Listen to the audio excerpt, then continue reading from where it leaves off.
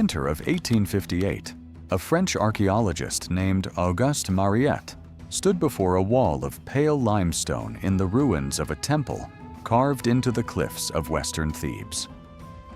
For weeks, his workers had been clearing away the rubble and drifted sand of 3,000 years. And now, section by section, a strange procession was emerging from the stone. There were ships, long, elegant vessels with rows of oarsmen and sails furled against tall masts. There were men carrying baskets and leading strings of pack animals. There were trees, whole trees, their roots bound in baskets and hauled aboard the ships by straining sailors. There were leopards and giraffes, monkeys clinging to the rigging, stacks of tusks and ebony logs, and heaps of some resin that the artists had taken great care to render in tiny, deliberate mounds. And there were people who did not look Egyptian at all. A local king, bearded and lean. Beside him, a queen, her body carved in a shape unlike anything else on the temple walls, unlike any Egyptian ideal of beauty, so unusual that scholars would argue about her for the next 150 years. Mariette was looking at something that had no equal anywhere in the ancient world. This was not a list of conquests, not a record of a battle, not a wall of gods receiving tribute. It was a documentary, a journey to a foreign shore, carved into stone by people who had actually been there. A window opening onto a place that Egypt had loved and traded with, and finally lost. Above the scenes, in the crisp hieroglyphs of the 15th century BCE, ran the name of that place. The Egyptians called it Ta-Netjer, God's land. They called it Punt. And here was the strange thing. The Egyptians had sailed there for over 1,000 years. They knew the route, the coastline, the harbors, and the people. They carved its likeness into a temple built to last forever. And yet, today, standing on any modern map, no one can point to it with certainty and say, that is where Punt was. Not because it sank beneath the sea, not because it was burned in some forgotten war, but because, somehow, over the long centuries, the world simply forgot where it stood. My subject in this story is not an empire of armies and marble palaces, but something rarer and more fragile. A civilization remembered chiefly through the eyes of the people who admired it. I want to show why a desert kingdom on the Nile came to worship a distant coast it could barely reach. I want to show what it took to get there and what came back. And I want to ask how an entire country, one that traded with pharaohs for 1,000 years, could slip so completely out of the map of the world.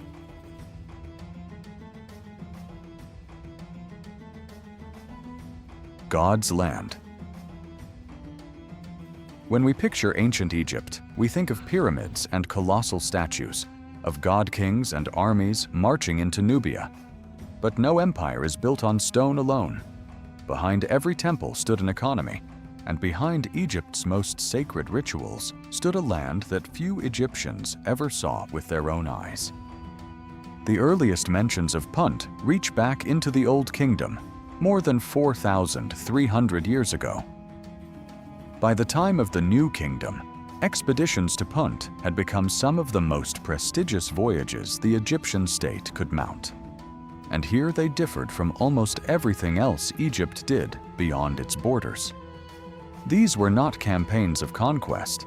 Egypt did not march on Punt, did not garrison it, and did not drag its kings home in chains.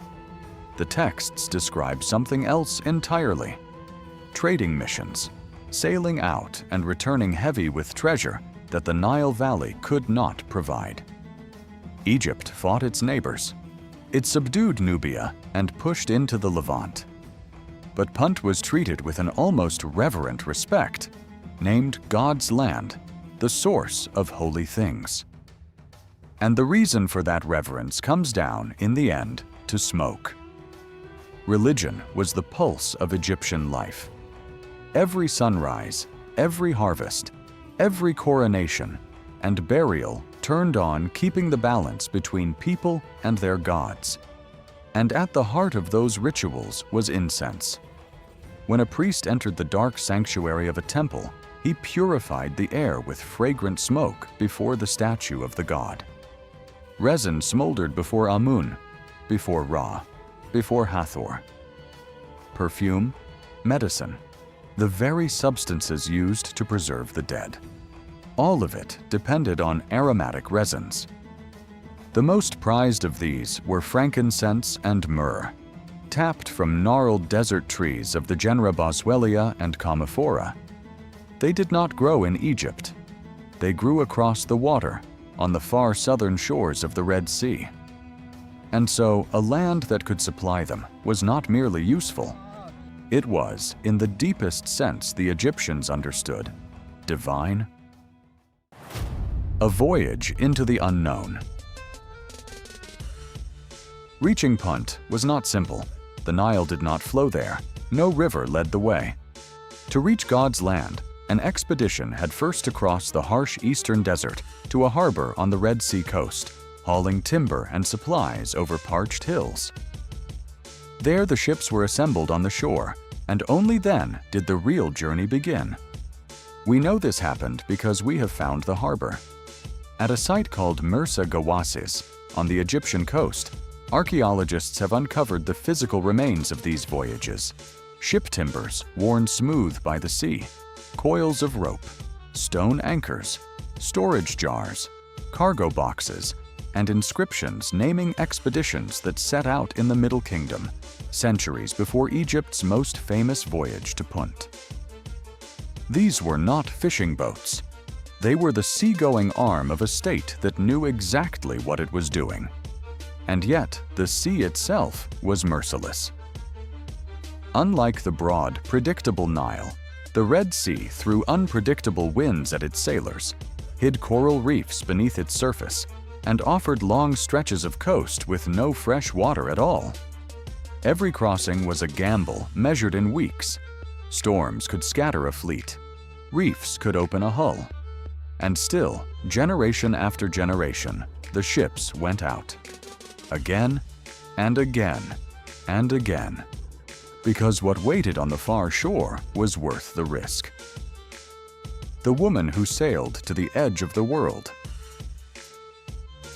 Then, around the middle of the 15th century BCE, one ruler decided that recording an expedition in a few lines of text was not enough. She wanted the whole journey carved into stone, not as legend, but as history. And the ruler who made that choice was a woman. Her name was Hatshepsut. She came to the throne around 1473 BCE in a world where kingship was almost always male, and she held that throne with extraordinary skill. She restored temples, raised monuments, and insisted at every turn that the gods themselves had blessed her rule. But of all her achievements, the one that would echo longest was a voyage to a place Egypt had known by name for 1,000 years and had only rarely seen. It was no spontaneous adventure. It was one of the largest trading expeditions the Egyptian state ever organized. Officials gathered supplies. Shipwrights prepared the vessels. Scribes counted the cargo. Seasoned sailors were chosen. The ships were carried in pieces, or their timber hauled overland to the Red Sea coast and assembled on the sand. And then the fleet turned south, away from the familiar green ribbon of the Nile, into open water. After weeks at sea, they arrived. And what they found was nothing like home. In place of endless desert, there was a greener coast, trees clinging to the hillsides, and wildlife moving through the scrub. The air itself carried the scent of resin bleeding from trees that could never take root in Egypt. To men raised on the Nile, it must have seemed like sailing off the edge of the known world and finding, waiting there, a kind of paradise. The land carved in stone. The scenes Hatshepsut's artists carved into her mortuary temple at Deir el-Bahri are among the most remarkable records to survive from the ancient world. Rather than listing goods or boasting of victory, they show the thing happening: the ships, the sailors, the shoreline, the exchange, unfolding almost in real time. It is, as close as the ancient world ever came, a travel documentary in relief. The Egyptians portrayed the ruler of Punt as a man named Parahu, and, beside him, his wife, Queen Ati, whose figure, full and rounded, unlike any Egyptian convention, has fascinated and puzzled scholars ever since. Some have proposed medical explanations for her depiction. Others see artistic exaggeration or symbolism. The truth is that we do not know, and perhaps never will. But the more important message of the reliefs lies in what they do not show. There are no battle scenes here, no prisoners roped together, no pharaoh smiting a fallen enemy. Instead, there are greetings, negotiations, and goods changing hands. The rulers of Punt appear not as the conquered, but as partners. And that tells us something rare about how these two worlds met.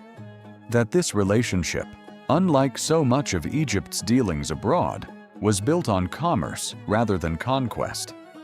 The cargo the Egyptians loaded was staggering: ebony and ivory, gold, leopard skins and animal hides, live baboons and monkeys, dogs and cattle, ostrich feathers, and, most precious of all, living incense trees. Not merely sacks of dried resin, but whole trees, their roots wrapped and lowered carefully into the holds. According to the temple inscriptions, dozens of myrrh trees were carried home and planted in the sacred gardens beside Hatshepsut's temple. Think about what that means. The Egyptians were not content to import the fragrance. They were trying to transplant its very source into their own soil, to grow the holy smoke of the gods in the shadow of their temples. Whether those trees survived Egypt's climate, we cannot say. But the effort alone reveals how sacred these plants were held to be. Their scent bound up with purity, their smoke rising with every offering to the divine. Punt, in the end, was not merely enriching Egypt, it was helping to sustain its religious life. And the decision to carve all of this into stone, ship by ship and tree by tree, is the reason we can still glimpse it at all. Searching for a lost land. And here we come to the mystery. For over 1,000 years, the Egyptians knew exactly where Punt was.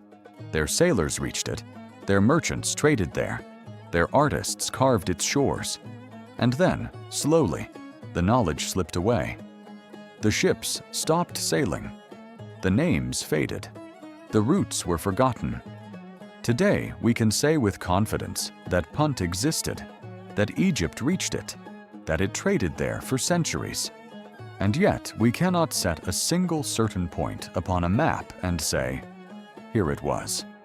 When historians hunt for a lost place, they rarely find one clue that settles everything. Instead, they gather fragments: a plant, an animal, a route, a description, and ask whether the fragments point the same way. For Punt, most of them lean toward one broad region: the southern reaches of the Red Sea, the coasts of what is now Eritrea, Djibouti, eastern Sudan, and northern Somalia, the great shoulder of land we call the Horn of Africa. Geography offers the first clue. The expeditions sailed the Red Sea, launching from harbors like Mersa Gawasis, and ancient ships hugged coastlines rather than braving open ocean. A destination along the African shore fits the technology of the age. The incense offers a second clue. The frankincense and myrrh trees the Egyptians prized still grow across the Horn and southern Arabia. But Punt was not simply anywhere incense could be found. It was a place where many treasures gathered together: resins and ebony, ivory and gold, leopard skins, and exotic beasts. And that particular abundance suits the ecological richness of the Horn especially well. And then there are the baboons. In Hatshepsut's reliefs, Egyptian artists carefully drew the live baboons brought back from Punt, sacred animals associated with the god Thoth, the keeper of wisdom and writing. For over a century, scholars wondered whether these creatures might betray where they came from. In recent years, chemistry has begun to answer. Studying the preserved remains of baboons from ancient Egyptian collections, researchers have measured the chemical signatures locked into their bodies. And some of those signatures point back toward the Horn of Africa, to regions matching modern Eritrea, Ethiopia, and Somalia. The animals themselves, silent for 3,000 years, may be witnesses to the journey. Even the architecture whispers a clue. The houses of Punt are shown as rounded structures raised on poles above the ground, a style some researchers have compared to traditional dwellings in northeastern Africa. None of this is proof, but clue after clue leans the same way. Not every scholar agrees. Some have looked across the water to southern Arabia, to Yemen and Oman, lands equally famous in antiquity for their incense. It is possible that Egyptian trade reached those shores too. But the weight of the evidence, taken together, the sailing routes, the animals, the landscape, the goods, the Egyptians' own descriptions, leans toward the African coast. The debate endures for one simple reason. Not a single site has ever been dug from the earth and proven beyond doubt to be Punt itself. The land that time forgot. So perhaps we have been asking the wrong question all along. When we demand to know whether Punt was Somalia or Eritrea, we are pressing the borders of the modern world onto an ancient one. Punt may never have been a kingdom with fixed frontiers at all. It may have been a region, a network of coastal communities, a stretch of shore bound together not by a crown but by trade. And if that is true, it may explain how it vanished so completely. Empires leave monuments, kings leave inscriptions, armies leave ruin and ash. But a trading society leaves something far more fragile: roots, relationships, memory. And when those connections break, when the ships stop coming and the last sailor who knew the way dies without passing it on, the map can quietly close over the place as the desert closes over a road. That is what seems to have happened. After Hatshepsut, later pharaohs still recorded expeditions and still traded with Punt. But the ancient world never stood still. Powers rose and fell, priorities shifted, and slowly the knowledge needed to organize these long voyages faded from memory. By the time other civilizations came to dominate the region, the name Punt no longer pointed to a living partner across the sea. It had become a memory carved into a temple wall. And yet the search goes on. Every fragment of an ancient harbor, every timber of a lost ship, every chemical trace hidden in the bones of a baboon adds another piece to the puzzle. None alone can restore the whole. But together they tell us something worth holding on to, that Punt was real. Not a myth conjured by priests, not a paradise invented to flatter a queen. A living land of people who traded and traveled and built, who connected two worlds across hundreds of miles of dangerous water, thousands of years before anyone dreamed of a map that could hold them both. The Egyptians crossed that sea because they believed Punt held something precious. And it did, but not only incense and not only gold. What they found, and what we are still uncovering, is the evidence that the ancient world was far more connected than we ever imagined. That long before our own age of crossing oceans, people were already reaching past the horizon toward the unknown. The land of Punt still lies somewhere along the southern Red Sea, hidden beneath modern soil, or perhaps never built in stone at all. Its cities may have crumbled, its harbors silted over, and its name blown away with the loose sand of the coast. But it was never truly a forgotten civilization. It was a remembered one, remembered so well that the memory outlasted the map. Because a civilization does not truly die when its cities fall. It dies only when no one remembers it existed. And more than 3,000 years later, standing before those pale carved walls at Deir el-Bahri, with the ships still sailing and the trees still swaying in the hold, we are remembering Punt still.